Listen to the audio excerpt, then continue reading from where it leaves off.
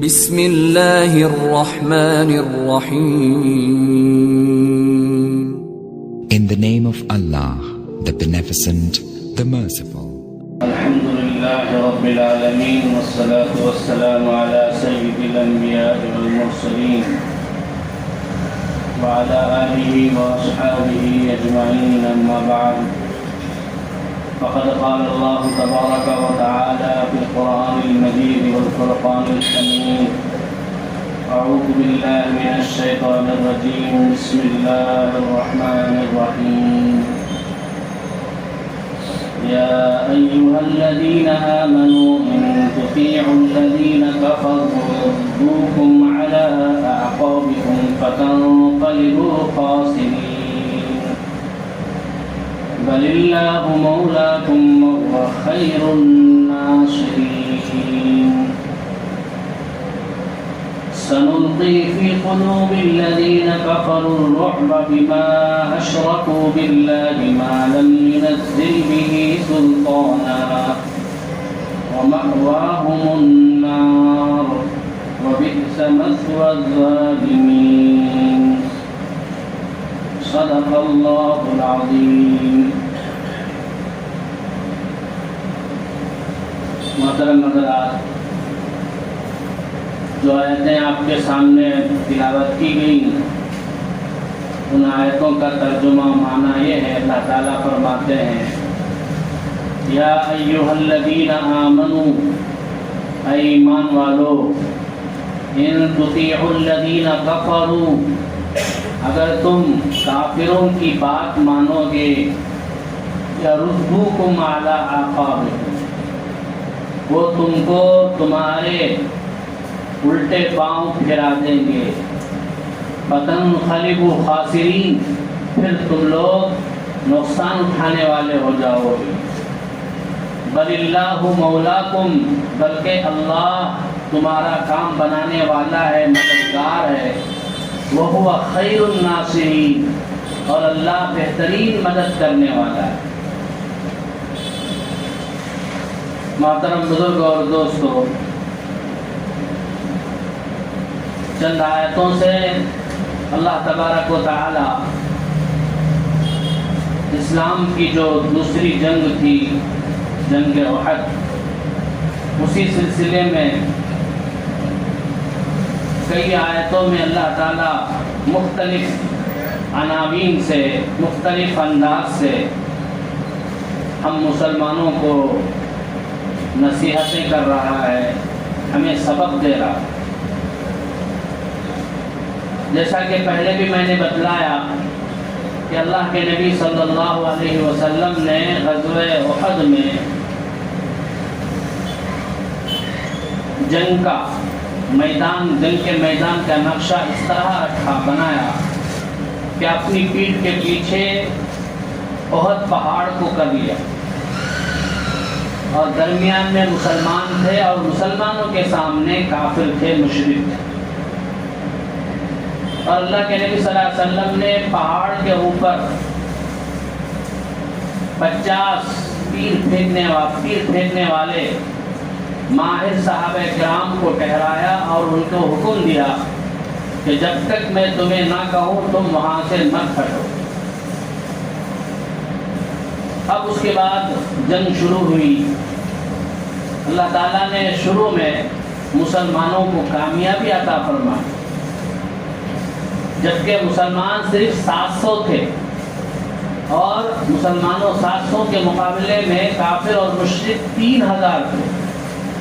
ان کے پاس سب قسم کے ہتھیار تھے، لیکن مسلمانوں کے پاس جتنی ہتھیار ہونی چاہیے اتنے ہتھیار نہیں تھے. اس کے باوجود بھی اللہ تبارک و تعالیٰ نے مسلمانوں کو کامیابی عطا فرمائی. کافر میدان چھوڑ کر بھاگنے لگے، حتیٰ کہ وہ عورتیں جو دف باجا بجا کر کافروں کو جنگ پر، لڑائی پر ابھارتے تھے، جنگ کی ترغیب دیتے تھے، وہ عورتیں بھی اپنا سامان چھوڑ کر بھاگنا شروع ہو گئی.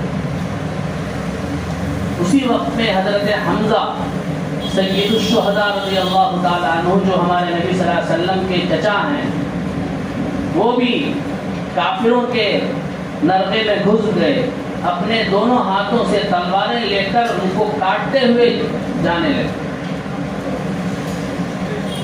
تو اتنے میں وحشی نامی ایک غلام، کافروں کا غلام جو ایک پتھر کے پیچھے چھپا ہوا تھا، اس نے چھپ کر حضرت حمزہ رضی اللہ تعالیٰ عنہ کو نیزہ مار دیا دور سے، جس کی وجہ سے دور سے مارا تو ایک طرف سے پار کر کے دوسری طرف آ گیا۔ اس نے جا کر ابو سفیان کی بیوی ہند ابن عتبہ کو جا کے خبر دی کہ میں نے حمزہ کو قتل کر دیا۔ وہ عورت، بدبخت عورت آئی، اس نے آ کر حضرت حمزہ رضی اللہ تعالیٰ عنہ کا مسئلہ کر دیا، ناک کاٹ دیا، کان کاٹ دیا، زبان کاٹ دیا، ایک ایک عضو کے ٹکڑے ٹکڑے کر دیا، اور پیٹ کو چیر کر پیٹ کے اندر سے کلیجہ کو باہر نکالا، اور کلیجے کو باہر نکال کر اپنے دانتوں سے چبایا۔ جب اس کو چبانا نہ ہوا تو اس نے وہیں تھوک دیا۔ حضرت حمزہ رضی اللہ عنہ شہید ہوئے۔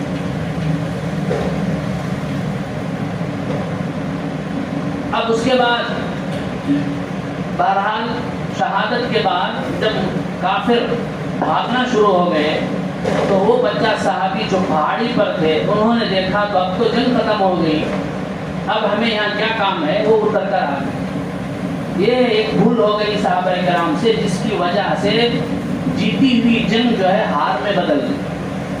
دوسری طرف سے خالد بن الولید جو اس وقت ابھی مسلمان نہیں ہوئے تھے، وہ پیچھے سے آ کر مسلمانوں پر حملہ کر دیے، اور ایک طرف سے اکرمہ ابن ابی جہل، وہ بھی ابھی مسلمان نہیں ہوئے تھے، وہ بھی اپنے سواروں کو، اپنے لشکر کو لے کر اور ایک طرف سے آ کے حملہ کر دیا، جس کی وجہ سے مسلمان کافروں کے درمیان میں پھنس گئے۔ اچانک حملے کی وجہ سے مسلمانوں کو سمجھ میں نہیں آ رہا تھا کہ کیا کریں، اور ادھر نبی کریم صلی اللہ علیہ وسلم کے پاس صرف 12 صحابی تھے، اور کافروں نے آپ صلی اللہ علیہ وسلم پر بھی حملہ کرنا شروع کر دیا۔ عبداللہ ابن قبیعہ نے آپ پر تلوار کا وار کیا، جس کی وجہ سے قود جو لوہے کی ٹوپی ہے اس کا ایک حلقہ جو ہے آپ کے گال میں پھنس گیا، آپ کے گال میں پھنس گیا۔ حضرت ابو عبیدہ رضی اللہ عنہ نے اپنے دانتوں سے اس کو باہر نکالا، جس کی وجہ سے ان کے دانت بھی سامنے کے دانت جھڑ گئے۔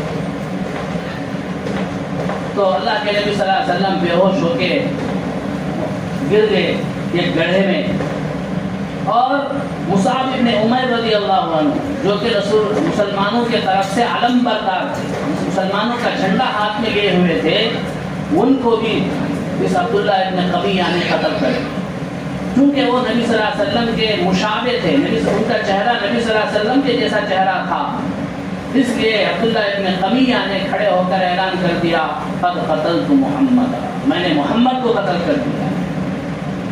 یہ سننا تھا مسلمانوں کی اور ہمت ٹوٹ گئی، خود اپنے اوپر تلوار چلانا شروع کر دی۔ حضرت حذیفہ رضی اللہ عنہ کے والد کو مسلمانوں ہی کے ہاتھوں قتل ہو۔ تو اس پریشانی کے عالم میں کہ ہمارا جو کمانڈر ہے، ہمارے جو سردار ہے، جب وہی نہیں رہے تو پھر ہمارا کیا کام؟ اس طرح سے بزدلی میں مبتلا ہو گئے، کم ہمتی میں مبتلا ہو۔ تو اس وقت کافروں کو، منافقین کو، جو مسلمانوں کے درمیان چھپے ہوئے تھے، انہیں شرارت کرنے کا موقع مل گیا۔ انہوں نے مسلمانوں سے آ کر کہا، اب بھی موقع ہے، ہم جا کر مشرکین سے مل جائیں گے، ان سے معاہدہ کر لیں گے، وہ ہمیں چھوڑ دیں گے۔ میں تم سے وعدہ کرتا ہوں، میں ان کے سردار سے بات کروں گا، وہ ہمیں امن دیں گے، وہ ہمیں رعایتیں دیں گے، ہمیں آفر دیں گے، چلو ہم جا کے ان سے مل جائیں۔ اس طرح کی باتیں بعض منافقین مسلمانوں کے لشکر میں پھیلانے لگے۔ تو اس کے بارے میں اللہ تعالیٰ یہاں فرما رہے ہیں، یا ایھا الذین آمنوا، ایمان والو، ان تطیعوا الذین کفروا یردوکم علی اعقابکم، اگر ان کافروں کی بات سنو گے تو یہ کافر تمہیں تمہارے دین سے پھیر دیں گے۔ فتنقلبوا خاسرین، پھر تم نقصان اٹھانے والے ہو جاؤ گے۔ لہذا کافروں کی باتوں میں مت آؤ۔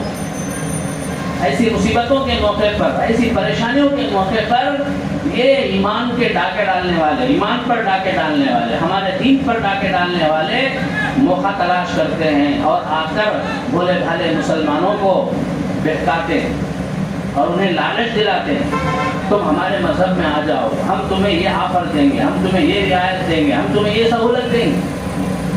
آج کل بہت سارے قریوں میں، دیہاتوں میں، کھیڑوں میں، جہاں بالکل مسلمان قسم خوشی کی حالت میں ہے، غربت میں ہے، ان کے پاس یہ عیسائی لوگ یا قادیانی لوگ جاتے ہیں، جا کے اسی طرح کے ان کی سہولتیں دیتے ہیں، ان کا مفت میں علاج کرتے ہیں۔ اگر کوئی ان کا جوان بچہ جاب لیس ہے، جاب نہیں ہے اسے، تو اسے جاب دلاتے ہیں۔ اگر کوئی غریب لڑکی ہے تو اس کی شادی کراتے ہیں۔ تو اس طرح کا تعاون کر کے، اس طرح کی مدد کر کے ان کو اپنے دین کی طرف پھیر۔ تو ان لوگوں کا کام ہی یہی ہے کہ جب ہم پر پریشانی آتی ہے، جب ہم پر مصیبتیں آتی ہیں تو انہیں موقع مل جاتا ہے ہمیں دین سے پھیرنے کا، ہم کو ایمان سے پھیرنے کا۔ تو اللہ تعالیٰ فرما رہے ہیں کہ یہ لوگ مخلص نہیں ہیں، یہ لوگ مدد کے بہانے تم کو ایمان سے ہاتھ دھلانا چاہتے ہیں، دین سے تمہیں پھیرنا چاہتے ہیں۔ اس لیے ان کی باتیں ہرگز مت سنو، بلکہ اللہ پر بھروسہ رکھو۔ مصیبت دینے والا بھی وہی ہے، مصیبت کو دور کرنے والا بھی وہی ہے۔ مصیبت دیتا ہے تو اس میں بھی فائدے ہیں، اور مصیبت دور کرتا ہے تو اس میں بھی فائدے ہیں، کیونکہ اللہ کے اندر اللہ تعالیٰ بہت بڑی حکمت والے ہیں، بڑے حکیم۔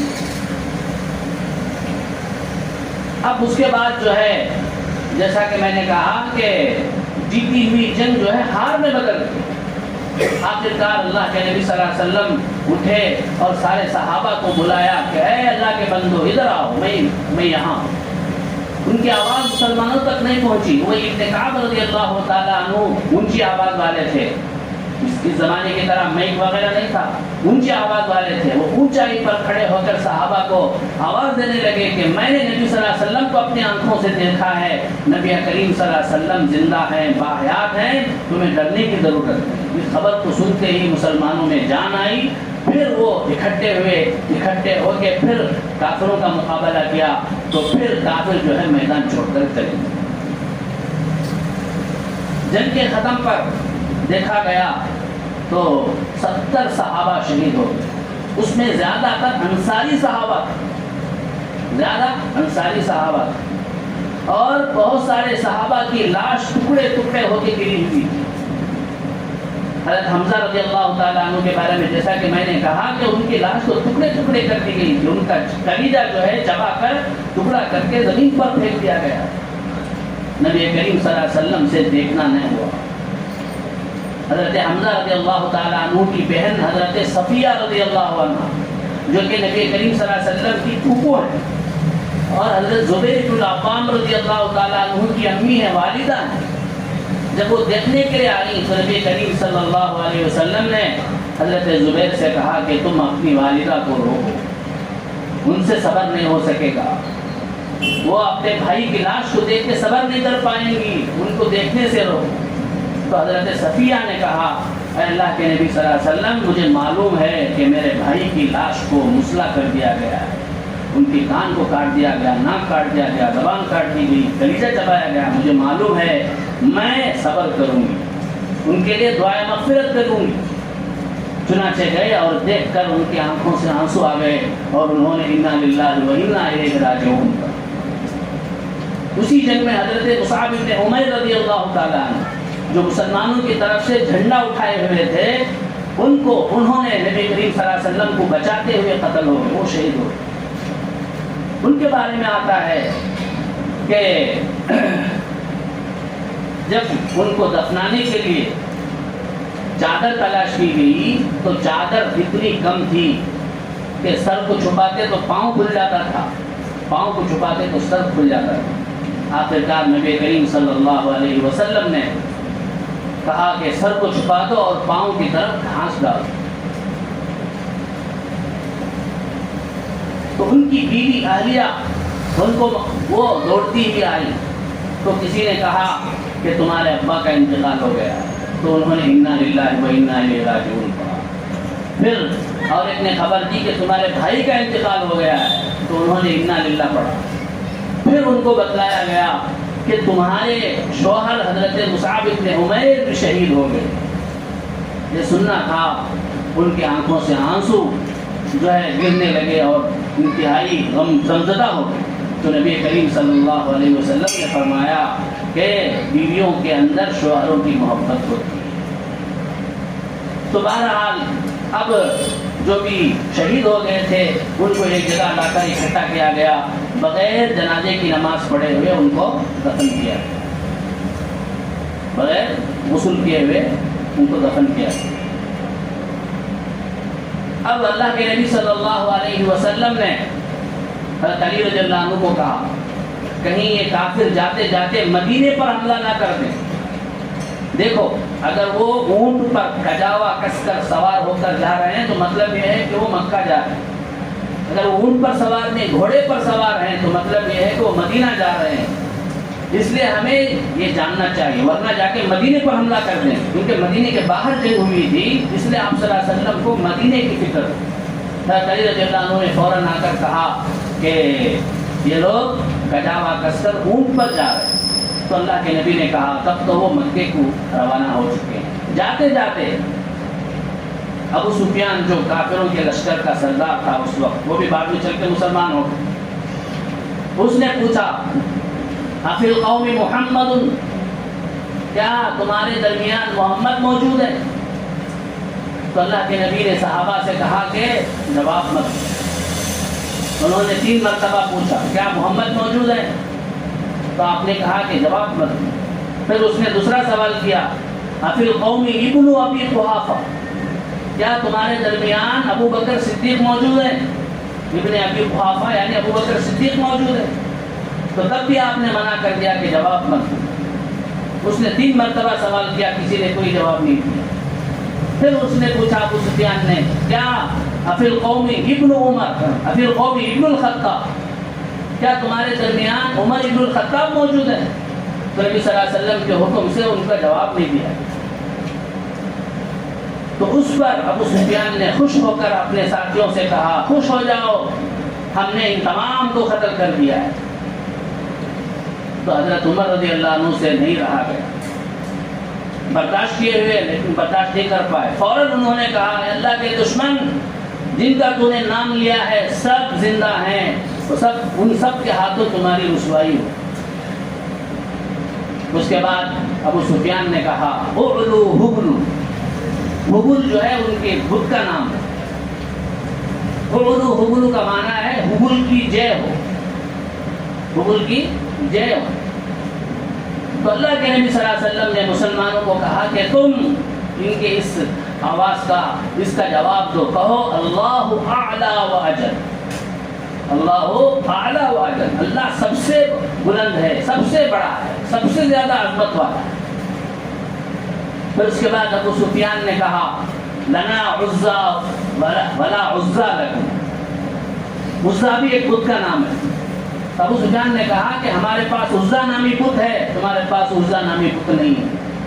تو اللہ کے نبی نے کہا کہ اے مسلمانوں جواب دو ابو سفیان کو، کہو اللہ مولانا ولا مولا لکم، اللہ ہمارا یار و مددگار ہے، تمہارا کوئی مددگار نہیں۔ اس کے بعد ابو سفیان نے کہا کہ جنگ بدر میں ہمارا جو نقصان ہوا تھا اس کا یہ بدلہ ہے۔ حضرت عمر نے کہا ایسا ہو سکتا ہے، ہمارے جو مقتولین ہیں، ہمارے آدمی جو قتل ہوئے ہیں وہ تو سیدھے جنت میں جائیں گے، لیکن تمہارے جو مقتولین ہیں جو قتل ہوئے ہیں وہ تو سیدھا جہنم میں جائیں گے، تو پھر دونوں کیسے برابر ہو سکتے ہیں؟ پھر ابو سفیان نے کہا آئندہ سال جو ہے ہماری اور تمہاری جنگ ہوگی دوبارہ۔ تو اللہ کے نبی نے کہا ٹھیک ہے، ہم ان سے وعدہ کرتے ہیں آئندہ سال پھر ملاقات۔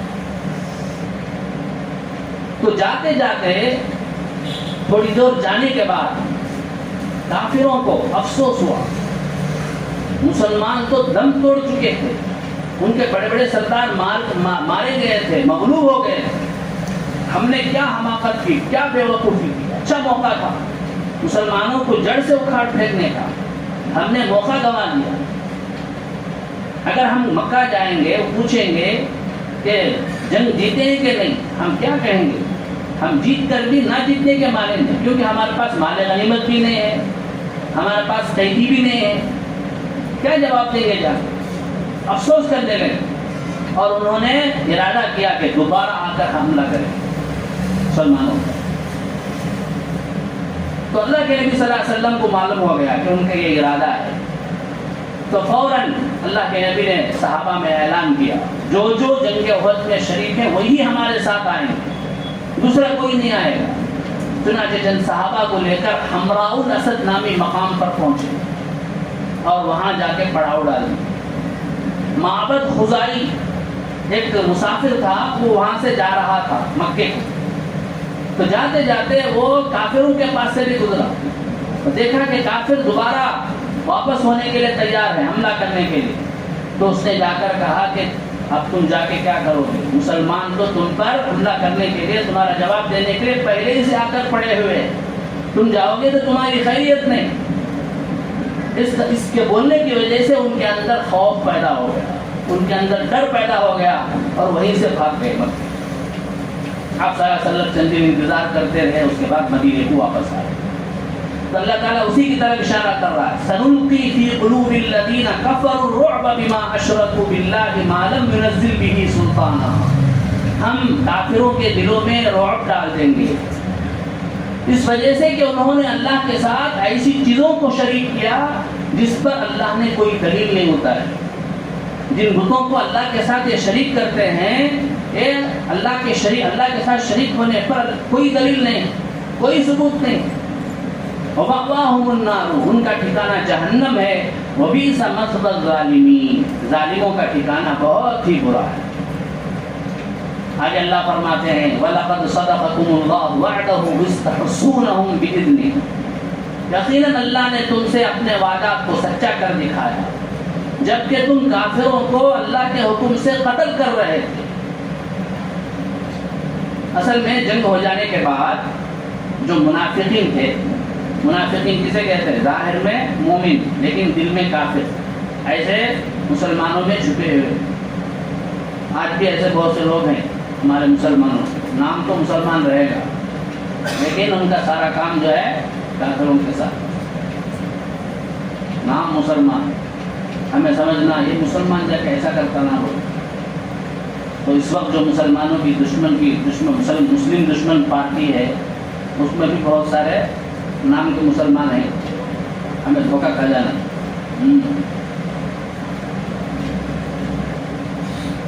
تو ان منافقین نے مسلمانوں سے کہا, تمہارے نبی نے تو کہا تھا کہ اللہ کی مدد آئے گی جنگ احد میں, تم ہی جیتو گے. کیا ہوا؟ تم تو ہار گئے. اس طرح کا وسوسہ ڈالنے, اس طرح کی باتیں پھیلانے لگے. تو اللہ تبارک و تعالیٰ نے یہ آیت اتاری جس میں اللہ تعالیٰ نے اس جنگ کا نقشہ کھینچا ہے. اللہ نے تو اپنا وعدہ سچا کر دکھایا. جنگ کی ابتدا میں, جنگ کے آغاز میں کیا ہوا تھا؟ مسلمان جنگ جیت چکے تھے, کافر میدان چھوڑ کر بھاگ رہے تھے. وَلَقَدْ صَدَقَكُمُ اللَّهُ وَعْدَهُ وَاسْتَحْسُونَهُمْ بِإِذْنِهِ, اللہ نے تم سے اپنا کیا ہوا وعدہ سچا کر دکھایا جبکہ تم ان کو اللہ کے حکم سے قتل کر رہے تھے. حتیٰ اذا فشلتم وتنازعتم فی الامر, حتیٰ کہ جب تم ہمت ہار گئے اور اللہ کے نبی کے حکم کے معاملے میں جھگڑنے لگے. وہی وہ پہاڑ کے اوپر 50 صحابہ کو آپ نے بٹھلایا تھا, تو ان میں سے اکثر صحابہ نے دیکھا کہ اب تو جنگ ہو گئی ہے, اب ہمیں یہاں رہ کے کیا کام. اس 50 صحابہ کے جو امیر تھے عبداللہ ابن جبیر رضی اللہ عنہ نے روکا بھی. نبی کا حکم ہے جب تک میں نہ کہوں یہاں سے مت ہٹو, ہمیں یہاں سے نہیں جانا چاہیے. لیکن اکثر کی رائے تھی اکثر چھوڑ کر چلے گئے. اسی کی طرف اشارہ ہے, یہاں تک کہ جب تم ہار گئے, ہمت ہار گئے, وتنازعتم فی الامر, اور اللہ کے نبی کے حکم میں جھگڑنے لگے, وعصیتم من بعد ما اراکم ما تحبون, اور تم نے اللہ کے نبی کی نافرمانی کی بعد اس کے کہ اللہ نے تم کو دکھلایا وہ جیت جس کو تم چاہتے. جو جیت تم چاہتے تھے جنگ میں وہ جیت اللہ نے دکھلا دیا. پھر تم نے آپس میں اختلاف کیا, نبی کے حکم کی خلاف ورزی کی, اس کے نتیجے میں کیا ہوا؟ جیتی ہوئی جنگ ہار میں بدل گئی. منکم من یرید الدنیا ومنکم من یرید الآخرہ, تم میں سے بہت سے لوگ وہ ہیں جو صرف دنیا چاہتے ہیں, ان کا مقصد صرف دنیا ہے. ومنکم من یرید الآخرہ, اور تم میں سے بہت سے ایسے بھی ہیں جو صرف آخرت چاہتے ہیں. ثم صرفکم عنہم لیبتلیکم ولقد عفا عنکم, پھر اللہ نے تم کو ان سے ہٹا دیا, تم کو بچا لیا تاکہ تم کو آزمائے. وَلَقَدْ عَفَا عَنْكُمْ, اللہ نے تمہیں معاف کر دیا. تم سے جو غلطی ہو گئی اللہ کے نبی کے حکم کی خلاف ورزی کر کے, اس غلطی کو اللہ نے معاف کر دیا ہے. تو بزرگ اور دوستو, اس میں ہمیں یہ بات معلوم ہوتی ہے صحابہ سے انسان ہونے کے ناطے چوک ہوئی, لفظ شوی ہے, لیکن اللہ نے اعلان کر دیا وَلَقَدْ عَفَا عَنْكُمْ, اللہ نے تمہیں معاف کر دیا. اب ہمیں ان کو بولنے کا کوئی حق نہیں ہے, ان کے بارے میں کچھ کہنے کا حق نہیں ہے. حدیث میں آتا ہے اللہ کے نبی نے فرمایا, جو کوئی انسان دوسرے بھائی کو ایسے گناہ پر آڑ دلاتا ہے جو جس گناہ سے وہ توبہ کر چکا, تو اللہ تعالیٰ مرنے سے پہلے بھی اس گناہ مرنے سے پہلے اسی کو اس گناہ میں مبتلا کر دیتا ہے. اس لیے ہمارا کوئی مسلمان بھائی گناہ کرتا تھا لیکن اب توبہ کر لیا, مثال کے طور پر شراب پیتا تھا, اب وہ مکمل توبہ کر لیا, نمازی بن گیا ہے, اب اسے پرانی بات یاد دلانا, کہنا کہ تو معلوم تو کتنا آدمی معلوم کتنے پانی کا کہ تمہیں معلوم, ایسا بولے بولو اللہ ہمیں وہ گناہ مبتلا کر, یہ اللہ کو پسند نہیں. تو بزرگ اور دوستو, تو اس آیت میں بھی اللہ نے صاف اعلان کر دیا وَلَقَدْ عَفَا عَنْكُمْ, اللہ نے تمہیں معاف کر دیا ہے. غلطی ہو گئی اور انہوں نے معافی مانگی اللہ سے, سچے دل سے انہیں ندامت ہوئی, شرمندگی ہوئی, اللہ نے ان کو معاف کر دیا. اب ہمیں ان پر کیچڑ اچھالنے کا, ان کے بارے میں برا بھلا کہنے کا کوئی حق نہیں ہے. اللہ کے نبی نے فرمایا اللہ اللہ فی اصحابی, اے لوگوں میرے صحابہ کے بارے میں اللہ سے ڈرو, اللہ سے ڈرو.